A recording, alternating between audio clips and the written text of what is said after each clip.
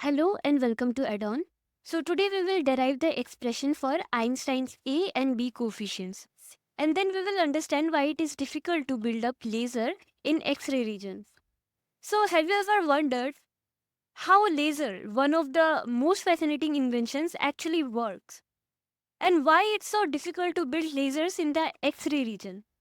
Well, today we will explore the foundations of laser through Einstein's A and B coefficient.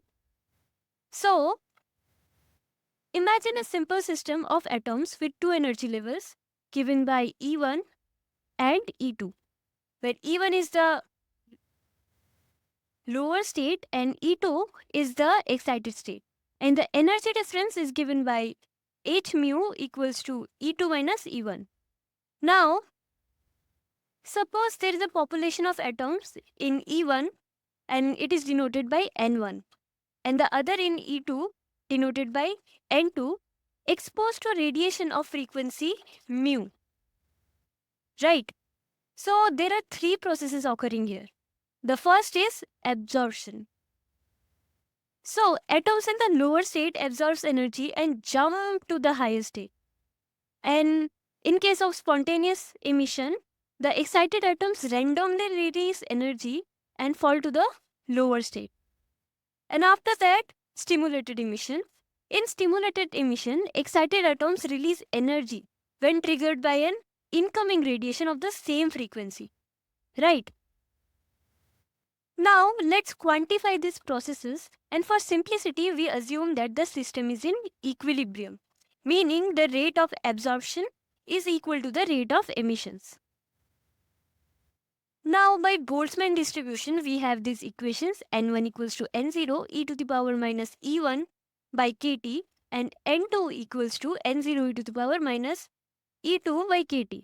Now, for absorption, the rate depends on the number of atoms in E1, which is given by N1, and the energy density of the radiation U mu, UV, U mu.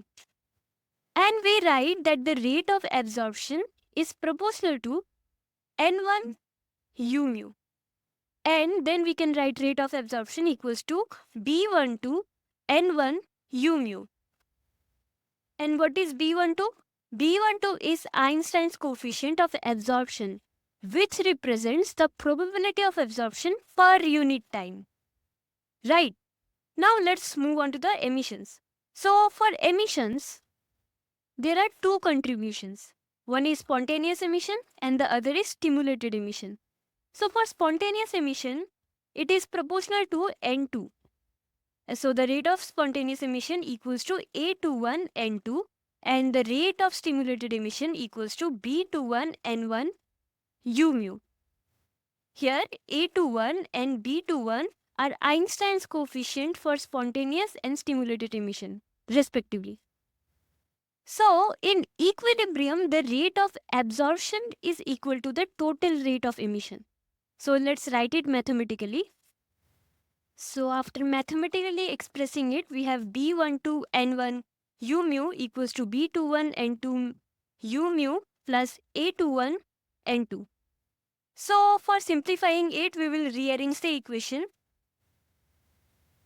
So we have the energy density given as U mu equals to A21 divided by B21 multiplied by B12 N1 divided by B21 N2 minus 1. And here is where we connect N1 divided by N2, which is the ratio, and it is given as N1 by N2 equals to e to the power h mu by kt. So we will just substitute this. Now after substituting this value, we have this expression. And now let's compare this expression with Planck's radiation law. And we know that the Planck's radiation law is given by this expression. U mu equals to 8 by h mu cube divided by c cube multiplied by 1 by e to the power h mu by kt minus 1. Now we will just compare the equation for energy density, and Einstein guessed that B12 is equal to B21 equals to B. And after substituting the values and simplifying, we simply have A by B equals to 8 pi h mu cube divided by c cube. So why are X-ray lasers hard to build? It comes down to the dominance of spontaneous emission. How? Well, at high frequencies like X-ray, the energy h mu is much larger than kT. So this makes e to the power h mu by kT very large, meaning spontaneous emission will be much greater than stimulated emission. Right, spontaneous emission much greater than stimulated emission. And since lasers rely on stimulated emission to amplify light, creating a laser in the X-ray region becomes extremely difficult.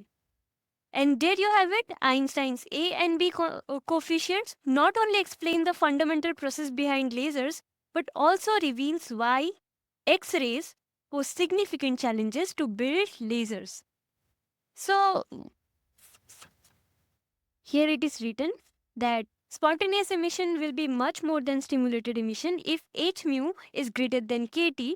That means e to the power h mu by kT minus 1 will be very large, which generally happens in the visible region. Thus, when h mu is approximately equals to kT, significance of stimulated emission is felt and even becomes dominating when h mu is less than kT, like in the microwave region.